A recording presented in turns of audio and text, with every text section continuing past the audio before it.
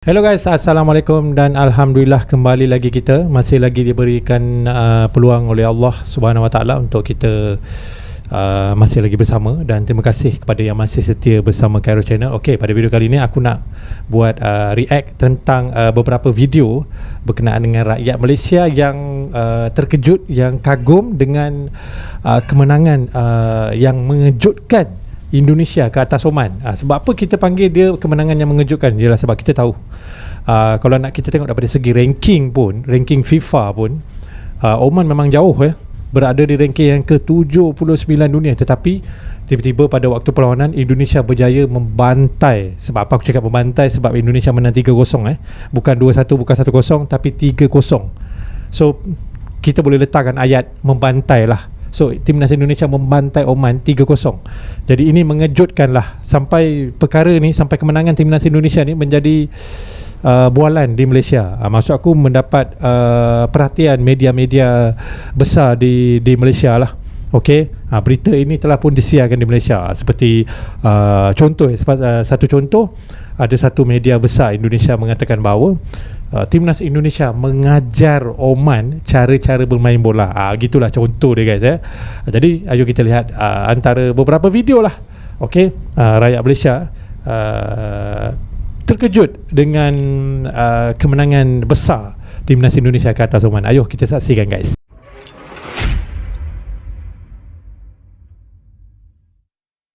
Oman pun kena bantai oleh timnas Indonesia. Apa benda ni weh? Bagi yang ketinggalan, Indonesia telah mengalahkan tim ranking FIFA 79 Oman 3-0 semalam di GBK. Untuk kawan-kawan yang DM minta review game, abang tak sempat buat semalam pasal tengah sparring dengan Jojo. Game Indonesia lawan Oman abang ada layan, dan walaupun hanya game friendly, tapi permainan timnas semakin lancar dan sedap mata memandang. Baru saja game ketiga John Herdman, tapi sudah boleh lihat filosofi dia dalam permainan Indonesia. Defense yang mantap serta build up serangan dari bawah dengan lancar. Walaupun Jay Izzez tak main, tapi pertahanan Indonesia yang diketuai oleh Elkan Bagot solid. Kalau sebelum ni abang rasa permainan dia gugup, semalam memang confident. Tambah pula dengan Rizky Ridho yang sentiasa tenang dan juga banyak membantu transisi bola ke depan, serta Justin Hubner yang menjaringkan goal header yang cantik. Kredit juga perlu diberi kepada Emil Aduero yang membuat penalty save dan Betul, Emil Audero semalam, bukan semalam, kemarin memang gila guys.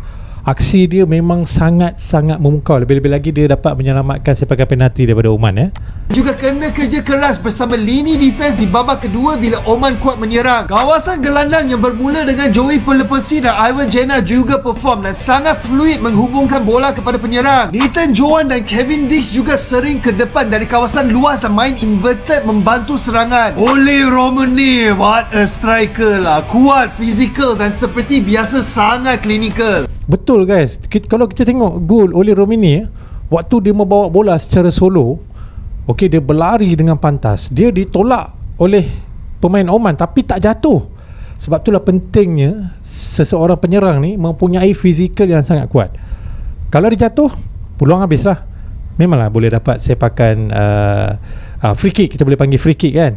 Tapi itulah perlunya fizikal ataupun susuk tubuh yang kuat untuk ataupun kepada seorang penyerang yang berkualiti lah, seperti Ole Romani ni. Kalau kita tengok gol dia semalam, dia ditolak tapi dia tak jatuh dan dia dapat menjaringkan gol guys. Bagi aku memang terbaik dia punya gol tu.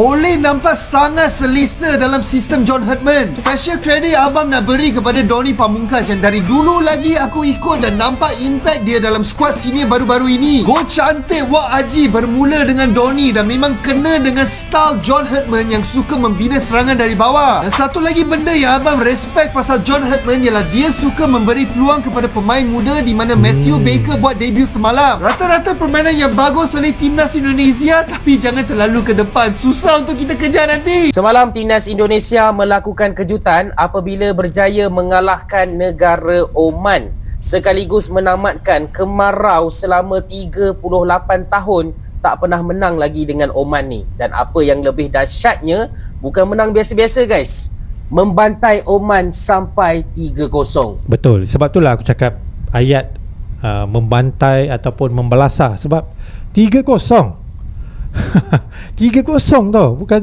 1-0, bukan 2-1, tapi 3-0. Maknanya timnas Indonesia memang kuat berbanding dengan Oman.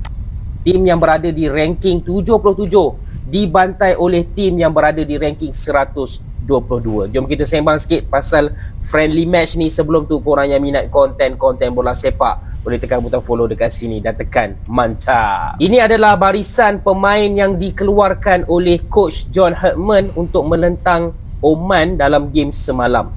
Of course ada nama-nama penting macam Ole Romeni, Justin Hubner, Orat Magon, lepas tu ada Ivan Jenner, Kevin Dix, and then ada juga Beckham. Beckham putra yang semakin lama semakin naik lah dalam timnas Indonesia ni. Aku nampak coach letak harapan juga dekat dia, walaupun dia muda lagi, baru lagi. And then kita ada one of my favourite Indonesian players, Rizky Redho. Okay, so ini adalah line up yang dikeluarkan oleh coach John Herdman. And Indonesia tak tunggu lama. Dalam minit 13 sahaja dah ada gol daripada Justin Hubner. Okay, dan gol tu datang daripada set piece. Tak silap aku, set piece Ole Romeni. Okay, set piece yang sangat cantik. Dan 10 minit kemudian Ole Romeni menambah lagi 1 gol untuk timnas Indonesia. Bagi aku, Ole Romeni adalah antara player paling penting untuk timnas sekarang. Kira dia ni macam star lah untuk timnas. Sebenarnya Oman ada peluang untuk merapatkan kedudukan, tapi penalti berjaya diselamatkan oleh keeper timnas Emil Audero. Dan serius aku cakap, memang betul-betul perform Ahmad ni. Walaupun timnas skor 3-0 semalam, banyak player yang skor, tapi man of the match diberikan kepada keeper ni.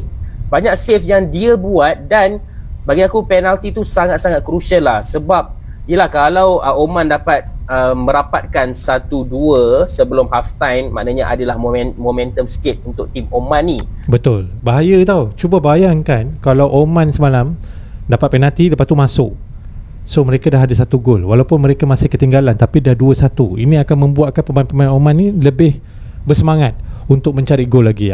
Itu bahayanya tu. Tapi tak masuk sebab ketangkasan penjaga gawang timnas Indonesia. Dan apa yang bijaknya dalam penalti shootout tersebut, dia bukan macam David Raya terus keluar, tidak. Dia macam, aku tak tahulah, dia nampak macam acah-acah nak ke sini sikit. Mungkin penalti kicker tu tertipu. So dia ingatkan Emil ni nak pergi belah kanan, so dia dah memang target kiri, and dia sepak tak kuat sangat. And daripada Emil belah kanan, terus save, dan bola itu berjaya diselamatkan. Gol ketiga timnas dihasilkan oleh Orat Magon, dan gol ni datang pada minit ke-56. Maknanya tak sampai 60 minit, it's already a game over for Oman. Betul. Alright, so ini satu kemenangan yang besar untuk timnas Indonesia. Sebab apa? Macam yang aku mention dekat awal video tadi, dah 38 tahun diorang tak pernah menang dengan Oman ni. Tak kisah. Cuba kalau tengok antara beberapa rekod. 2007 Oman menang 1-0. 2009 imbang 0-0. 2010 Oman menang 2-1. 2021 Oman menang 3-1. Sebab itulah kata Indonesia ni dah lama dah tak pernah menang dengan Oman ya. Salah, friendly ke, qualifier ke, memang tak pernah menang langsung. Dan kali ini bukan setakat menang, menang bergaya. Menang adakah membantai. Ini dia langkah baru, era baru untuk John Herdman? Korang komen pendapat korang pasal game semalam. Dan macam biasa, yang nak support Wibro, tekan butang follow. Dan untuk mereka yang berada di Malaysia, kalau nak beli jersey timnas Indonesia, korang boleh tekan link di sini. Kalau gua pikir-pikir, timnas Indonesia sudah saatnya push rank. Ini kalau sampai timnas Indonesia menang lawan Oman, ranking FIFA timnas Indonesia melejit. Berikut ya prediksi naik perolehan poin di FIFA timnas Indonesia versus Oman. Apabila timnas Indonesia menang lawan Oman, timnas Indonesia mendapatkan perolehan poin FIFA sebanyak 6,56 poin FIFA. Dan kalau imbang pun tetap mendapatkan poin di FIFA FIFA sebanyak 1,56 poin FIFA. Dan kalau kalah lawan Oman, poin FIFA timnas Indonesia berkurang sebanyak 3,44 poin FIFA. Dan kalau timnas Indonesia menang lawan Oman, ranking timnas Indonesia melejit naik ke 118 ranking FIFA. Ini namanya push rank. Bisalah ini bantai-bantai mah. Tetap 2D, doa dan dukungan untuk timnas Indonesia. Menurut tanggapan kalian gimana? Tulis kolom komentar. Alright guys, jadi itulah dia antara beberapa reaksi berkenaan dengan video beberapa orang Malaysia yang kagum dan kaget dengan kemenangan besar timnas Indonesia 3-0 ke atas Oman yang mempunyai kedudukan ranking FIFA yang lebih tinggi berbanding dengan timnas Indonesia. Jadi setelah puluhan tahun timnas Indonesia tidak pernah menang dengan Oman, dan akhirnya mereka menang, dan bukan mereka menang dengan jaringan 1-0 ataupun 2-1, tetapi dengan menang dengan membantai Oman dengan jaringan yang boleh dikatakan sangat besar lah, 3-0. Jadi inilah dia perbezaan antara sepak bola di Indonesia sekarang ni dengan sepak bola di negara-negara lain di Asia Tenggara. Perkembangan yang sangat-sangat bagus guys. Ianya bukan saja mengejutkan orang-orang Malaysia je guys, tapi membuatkan media-media besar Malaysia kagum dan menyiarkan berita kemenangan besar ini di Malaysia. Ada antara media besar Malaysia, mereka menulis begini mereka menulis timnas Indonesia mengajar Oman cara bermain bola. Ini media besar Malaysia tau. Mereka sampai tulis begitu guys. Banyak guys, banyak. Apabila timnas Indonesia menang, media Malaysia ni menyiarkan kepada rakyat Malaysia lah, menunjukkan bahawa timnas Indonesia ni udah membantai Oman, menunjukkan kepada Oman cara bermain bola. Begitu sekali guys. Memang gila guys. Aku pun terkejut juga bila tengok bisa sampai menjaringkan 3-0 guys dan penalti Oman juga bisa diselamatkan oleh penjaga gawang.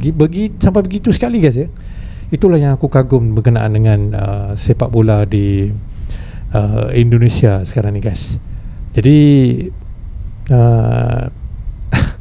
memang perbezaan antara sepak bola timnas Indonesia ni dengan sepak bola di Asia Tenggara ni, boleh jurangnya udah begini guys udah begini, jauh, memang jauh. Tapi tak sabar juga aku nak tengok game Indonesia yang seterusnya. Mungkin besok 7 hari bulan atau 9 hari bulan, aku pun dah lupa guys. Indonesia ada satu lagi game. Aku tak sabar nak lihat aksi mereka. Adakah mereka menang dengan jaringan yang besar, ataupun mereka just ingin kemenangan, tak kisahlah 1-0, 2-1. Aku tak sabar nak lihat apakah taktikal yang akan digunakan, berapakah gol yang mereka akan jaringkan. Jadi kita sama-sama tunggukan lagi guys aksi seterusnya untuk timnas Indonesia. Okey guys, aku rasa sampai di sini saja video aku pada kali ini. Terima kasih kerana masih lagi menyokong Khairul Channel. Assalamualaikum, bye bye.